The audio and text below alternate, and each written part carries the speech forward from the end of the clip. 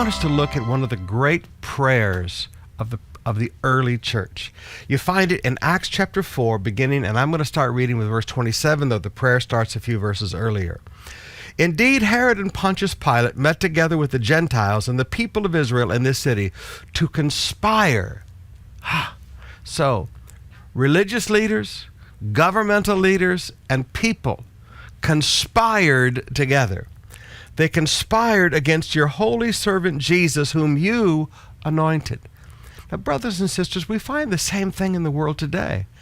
Religion and the world still gathers together to conspire against Jesus. The world doesn't mind spirituality. The world doesn't mind religion, but the world cannot tolerate Jesus.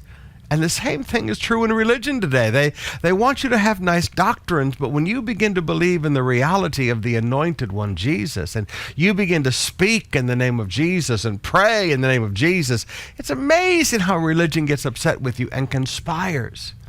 Now notice, the conspiracy was not against the church. The conspiracy was against Jesus. And they continue. They did what your power and will had decided beforehand should happen. I like that. Listen to the faith of these people. God, they conspired against Jesus, but you rule and overrule. You are a sovereign God.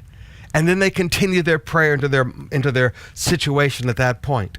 Now consider their threats and enable your servants to speak your word with great boldness. Stretch out your hand to heal and perform miraculous signs and wonders through the name of your holy servant Jesus. Listen to these people.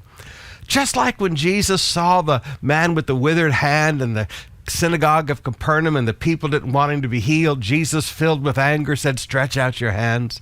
These people said, you know what? We're not giving an inch. We're not going to back down one bit. God, do miracles. God, show how real you are. Now, brothers and sisters, in every one of our lives, there's going to come a point when religion is intolerant of Jesus. And religion and the world conspires together to put down Jesus. That is not the time for you and I to back up and just say, well, you know, we need to enter into a period of quietness in the church and just withdraw and just hold out until Jesus. No, that is the time to recognize the sovereignty of God and begin to pray, Lord, in the midst of the persecution, in the midst of this conspiracy, do miracles. Show the reality of God. Signs and wonders in the name of thy holy child, Jesus. And watch God work.